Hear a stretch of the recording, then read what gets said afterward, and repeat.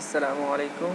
আমি একটা নতুন ভিডিও শুরু করতে যাচ্ছি। সেটা হলো একটা সাবস্টেশন প্রিভেন্টিভ মেইনটেন্যান্স করার পূর্বে কী ধরনের থাকে, কী থাকে, কেমন থাকে সেটা দেখানোর জন্য, এবং মেইনটেন্যান্স পরে কী অবস্থায় থাকে সেটা দেখানোর জন্য।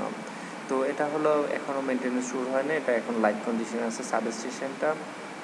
সেই সাবস্টেশন থেকে আমরা শাটডাউন করবো, কোন ধরনের কাজ করি শাটডাউন মেইনটেন্যান্সে, প্রিভেন্টিভ মেইনটেন্যান্সে, সেই ধরনের কাজগুলো আমরা দেখানোর চেষ্টা করব। এটা হলো ট্রান্সফরমার নর্মালিতে আগেই প্রিভেন্টিভ মেইনটেন্যান্স করা হয়। এটা হলো একটা অ্যাক্টিভ হারমোনিক ফিল্টার। নর্মালিতে এখন পর্যন্ত আমরা এই অ্যাক্টিভ হারমোনিক ফিল্টারগুলো নতুন, এখন পর্যন্ত এটা যে ছোটো প্যানেলটা দেখছেন সেটা এখন পর্যন্ত আমরা কোনো মেইনটেন্যান্স করি, সেটা হলো নিউ ইনস্টলেশন হয়েছে। এটা হলো এলবি সুইচ বোর্ড। আমরা পুরো কভার খুলবো, পেছনে কী আছে না আছে একটু দেখানোর চেষ্টা করব। এটা হলো 60 হার্জ আমাদের এখন আপাতত কাজ নেই। এটা হলো একটা 50 হার্জ ট্রান্সফরমার। এটা হলো এলবি সুইচ বোর্ড। এখানে 4টা ট্রান্সফরমার আছে। একটা হলো 60 হার্জ আর বাকি 3টা হলো 50 হার্জ ট্রান্সফরমার।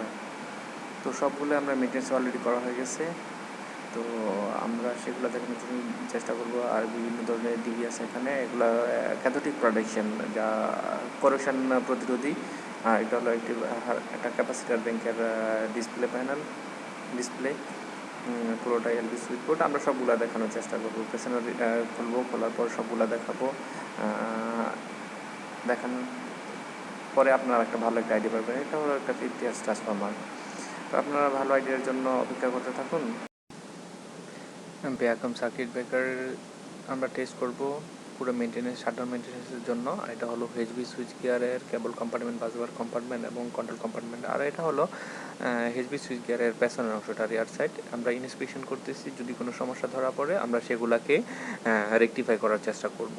আর এটা হলো কারেন্ট ট্রান্সফরমার, যেটা হলো ব্যাক সাইডে এইচবি সুইচ গিয়ারের high tension switchgear, high base switchgear. এটা হলো কারেন্ট ট্রান্সফরমার। আমরা সবগুলো ইন্সপেকশন করতেছি, মূলত মেইনটেন্যান্সের জন্য এগুলাই করা হয়। বাসবারটা আমরা ক্লিয়ারলি দেখতেছি, কোথাও কোনো লুজ আছে কিনা, কোনো জয়েন্টের মধ্যে কোনো সমস্যা আছে কিনা, কোনো ধরনের কোনো স্পার্ক হয়েছে কিনা সেগুলো দেখতেছি। এটা হলো ভিটি কম্পার্টমেন্টের দিকে আমরা যাচ্ছি। এটা ভিটি কম্পার্টমেন্ট এইচবি সুইচ গিয়ারের পুরোটা আমরা খুলি, মাঝে মধ্যে খুলে পুরো ব্যাক সাইডটা আমরা খুলি, আবার মাঝে মধ্যে খোলা হয় না, যদি প্রয়োজন মনে করি তাহলে খুলি। এটা হলো বাসবার, এইচবি সুইচ গিয়ারের বাসবার টোটালি ইনসুলেটেড করা থাকে। কিছু কিছু জয়েন্ট থাকে এখানে, সবগুলোতেই জয়েন্ট থাকে। জয়েন্টগুলো আমরা ক্লিয়ারলি আইডেন্টিফাই করার চেষ্টা করি, কোথাও লুজ আছে কিনা, লুজ থেকে কোনো ধরনের স্পার্ক হবে কিনা সেগুলো আমরা আইডেন্টিফাই করি। এটাও একটা কারেন্ট ট্রান্সফরমার। আর তিনটা সিটি থাকে। এটা হলো art switch and equipment. Art সুইচের যেই প্রসেসটা, সেট আপটা থাকে, পুরো আর্ট সুইচের সেট আপটা, আর্ট সুইচ ইজ ইম্পর্টেন্ট। আমরা যখন মেনটেন্যান্স করি সেটা আর্ট সুইচ ছাড়া মেনটেন্যান্স করা সম্ভব না। আমরা এটা বিসিবি ম্যানুয়ালি ক্লোজ করতেছি। মেনটেন্যান্সের বেলা আমরা সবগুলা দেখি, ইয়ারলি মেনটেন্যান্স করে থাকি আমরা নর্মালিতে, 2 ইয়ারলি করে থাকি, 5 ইয়ারলি করে থাকি। এটা যেই বিসিবিটা মেনটেন্যান্স করা হচ্ছে এটা 1 ইয়ারলি। আমরা সবগুলা পার্ট বাই পার্ট দেখার চেষ্টা করি। সবগুলা দেখে অয়েল অ্যাপ্লাই করি, তারপর ইন্সপেকশন করি। তারপর এখানে কয়েল আছে, ওপেনিং এবং ক্লোজিং কয়েল আছে, সেগুলো আমরা দেখি কোনো শর্ট আছে কিনা, কোনো লিকেজ আছে কিনা, কোনো ধরনের প্রবলেম আছে কিনা, সবগুলো কয়েল দেখি। আমরা এখানে একটা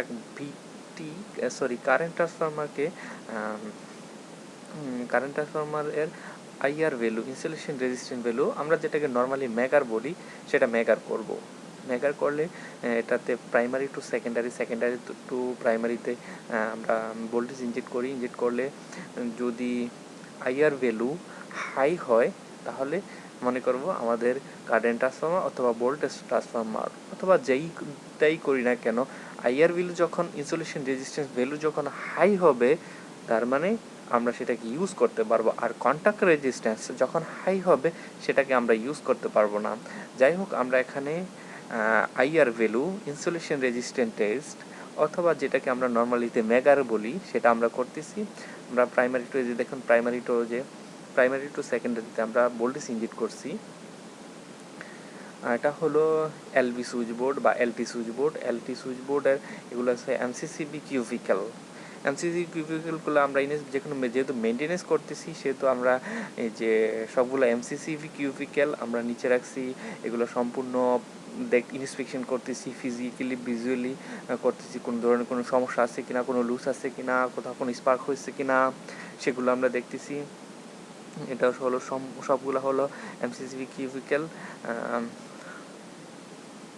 এমসিসি কিউবিকেল এটা ফ্রন্ট সাইডটা যেটা সামনের অংশ, যেটা দুইটা ট্রান্সফর্মার আছে এই সুইচ গিয়ারে, ট্রান্সফর্মার 1 আর ট্রান্সফর্মার 2, এবং বাসবারও সেম দুইটা বাসবার থেকে এগুলো হলো আউটগোয়িং।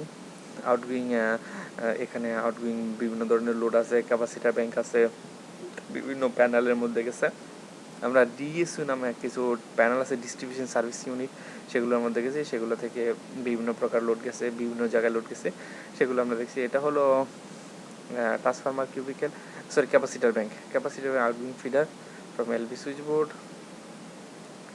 এটাও ক্যাপাসিটার ব্যাংকের আউটগোয়িং এসিবি। এটা হলো ক্যাপাসিটার ব্যাংকের এসিবি, এয়ার সার্কিট ব্রেকার। আর এটা হলো সেম এলভি সুইচ বোর্ডের বাসবার। দেখুন R Y B and neutral, এখানে চারটা বাসবার দেখা যাচ্ছে। আর আর্থিং যে বাসবারটা এটা ফ্রন্ট সাইডে থাকে, নর্মালিতে ফ্রন্ট সাইডে নিচের অংশে থাকে, সবগুলা ইকুইপমেন্টের সাথে কানেক্ট করা থাকে ইজিলি কানেক্ট করার জন্য। আর্থ বাসবারটা সামনেই থাকে। এটা ইনকামিং বাসবার 1।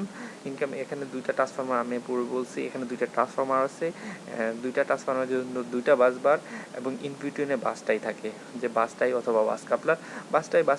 বাসটাই এবং বাস কাপলার সেম। বাস কাপলারে নর্মালি আমরা বাস কাপলারে বলি। বাস কাপলার হলো যে আপনার কোনো একটা ট্রান্সফর্মার শাটডাউন দিবেন অথবা কোনো কারণবশত ট্রিপ হয়েছে, বাসটাই অথবা বাস কাপলার মাধ্যমে অন্য একটা ট্রান্সফর্মারের সাথে এটা কানেক্ট হয়ে আপনার লোড নর্মাল করা যাবে। তার জন্য মূলত বাস কাপলার ইউজ করা হয়। এই যে দেখুন ইনভিটনের মধ্যে দেখুন উপরে একটা বাসবার দেখা যাচ্ছে, নিচে একটা বাসবার, ইনভিটনের মধ্যে থাকে বাসবার অথবা বাস কাপলার অথবা বাসটাই। এটা এই যে দেখেন বাস কাপলার লোকেশন লেখা আছে, বাসটাই এবং বাস কাপলার সেম। বাস কাপলারের সুবিধা আপনাকে বললাম যে কোনো কারণবশত একটা ট্রান্সফর্মার ট্রিপ হয়েছে, হয়তো ট্রিপ করতে পারে, বা আপনার কোনো মেনটেন্যান্স আছে বা যাই করুন না কেন, আপনি ট্রান্সফর্মারটাকে শাটডাউন দিয়ে বা এই বাস কাপলারের মাধ্যমে আপনি ট্রান্সফর্মারটা মেনটেন্যান্স করতে পারবেন। এটা হলো দ্বিতীয় বাস কাপলার বাসবার সেকশন। এখানে দেখুন R Y B yellow and neutral, এখানে বাসবারগুলো দেখেছে। আর আর্থিং যে বাসবারটা এটা ফ্রন্ট সাইডে আছে। আর যখন আমরা মেনটেন্যান্স করি, ইম্পর্টেন্ট থিং এটাতে দেখুন আমরা এই যে এখানে আর্থিং গ্রাউন্ডিং করে রাখছি। যদি গ্রাউন্ডিং না করি, যদি কোনো কারণ, যদি কোনো রিভার্স ফিডব্যাক আসে, তাহলে আমাদের মেনটেন্যান্সের সময় আমাদের জন্য বিপজ্জনক ভয়াবহ অবস্থা হবে। তার জন্য আমরা সেটাকে গ্রাউন্ডিং করে রাখছি, যে কেবলটা গ্রাউন্ডিংয়ের সাথে কানেক্ট করা আছে।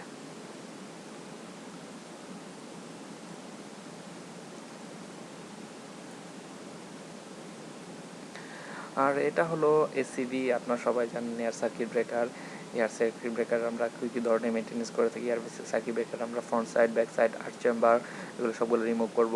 তারপর ওপেনিং এবং ক্লোজিং কয়েল, যে এটার মধ্যে ওপেনিং এবং ক্লোজিং কয়েল আছে, এটা 32 অ্যাম্পিয়ারের একটা এয়ার সার্কিট ব্রেকার। এটাতে আপনার ওপেনিং এবং ক্লোজিং কয়েল আছে, এগুলো আমি ইন্সপেকশন করি, চেক করি, ম্যানুয়ালি ক্লোজিং করি। এই যে ম্যানুয়ালি চার্জ করতেছি, ম্যানুয়ালি চার্জ করার পর ক্লোজিং করা হবে, ম্যানুয়ালি ক্লোজ করা হবে।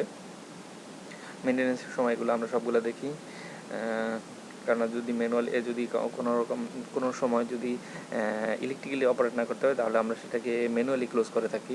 এই যে ম্যানুয়ালি অন করে দিলাম এবং ম্যানুয়ালি অফও করে দিলাম।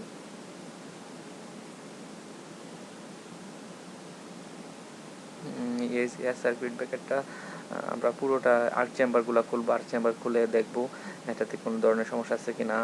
তারপরে যেই কন্ট্যাক্টগুলো আছে, কন্ট্যাক্টগুলোতে কোনো ধরনের স্পার্ক আছে কি না, কোনো সমস্যা আছে কি না। এই যে আমরা দেখুন আর্ক চেম্বার খুলতেছি, আর্ক চেম্বার খুলে এটা ইন্সপেকশন করবো। অবশ্যই এটা অন্য একটা এসিবি, আপনাদের বোঝানোর স্বার্থে সেটাকে আমি দেখাচ্ছি। আর্ক আর্ক চেম্বারটা পুরোপুরি ইন্সপেকশন করব। সব সব ক্ষেত্রেই আমরা সব যতগুলো সাবস্টেশন আছে আমাদের আন্ডারে সবগুলো সাবস্টেশনেরই যখন আমরা এসিবি মেনটেন্যান্স করি, এটা আমাদের মেনটেন্যান্সের অংশ, সবগুলোকে আমরা ইন্সপেকশন করি। এই যে আর্ক চেম্বার সবগুলো আমরা খুলে দেখবো যে কোনো আর্ক হয়েছে কিনা, বড় ধরনের আর্ক হয়েছে। নর্মালি তো হয় না, আমার যে যতটুকু এক্সপিরিয়েন্স আছে কখনো আমি দেখি নাই যে এখানে আর্ক ফ্লাশ হয়েছে।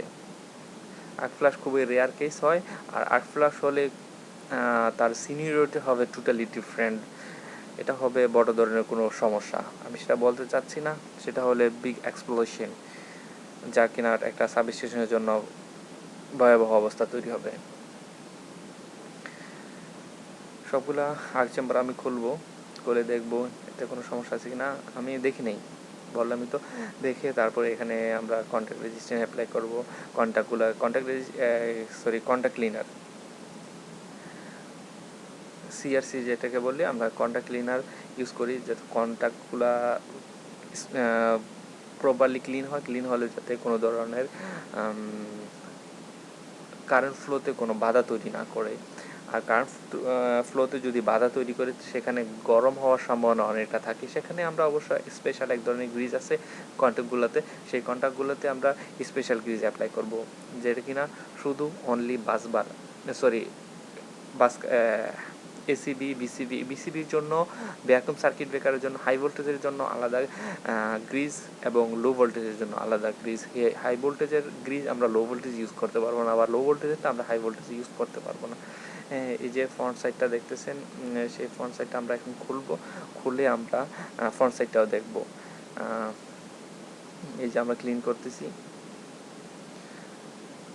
ফ্রন্ট সাইডটা এখন খুলবো। ফ্রন্ট সাইডটা খুলে দেখবো ভিতরে কোনো কন্ট্রোলিং কেবলে কোনো কিছু সমস্যা আছে কিনা। তারপর যেই পার্টগুলোতে আছে আলাদা আলাদা মেকানিজম আছে, সেই মেকানিজমগুলোতে আমরা ডিফারেন্ট টাইপের টোটালি এসিবির জন্য বা বিসিবির জন্য আলাদা অয়েল আছে, সেই অয়েলগুলো আমরা অ্যাপ্লাই করব যাতে এটা স্মুথলি অপারেট হতে পারে। তার জন্য আমরা এগুলো খুলবো, দেখবো কোনো সমস্যা আছে কিনা, সেগুলো আমরা আইডেন্টিফাই করার চেষ্টা করব। তারপর এটাতে আমরা কি বলে যে ইনসুলেশন রেজিস্ট্যান্স করে পোল টু পোলে কোনো সমস্যা আছে কিনা, তারপর এক পোল থেকে আরেক, তারপর এখানে কন্ট্যাক্ট রেজিস্ট্যান্স করব। কন্ট্যাক্টের মধ্যে রেজিস্ট্যান্সের পরিমাণ কতটুকু, সেগুলো আমরা আইডেন্টিফাই করব। আমি ম্যানুয়ালি ক্লোজ করতেছি সেটাকে, 7 বার ঘুরালে 7 বার নিচে নামাইলে এটা হয়ে যায়। এটা মূলত এসিবিতে এমনই হয়, 7 বার আপনি না যখন ম্যানুয়ালি ক্লোজ করার চেষ্টা করবেন, হ্যান্ডেলটা রিমুভ করে নিচে নামাবেন, সেটা তখন ক্লোজ হবে। আমরা মূলত শাটডাউনের জন্য এই ধরনের কাজগুলো করে থাকি। তাছাড়াও শাটডাউনের কাজ করার জন্য পুরো প্রিপারেশন আছে, যেমন সমস্ত আউটগোয়িং রিমুভ অফ করতে হয়। তারপর যে সাবস্টেশন ইনকামারগুলো আছে ওই ইনকামারগুলো অফ করা লাগে। সবগুলো করার পর আমরা তখন শাটডাউন করে থাকি। শাটডাউনের লেন্দি প্রসেস, একটা শাটডাউনের জন্য প্রায় 5-7 দিন চলে যায় শাটডাউন প্রসেসের জন্য। অন্য সাবস্টেশন থেকে লাইন এনে এখানে সাপ্লাই দিয়ে তারপর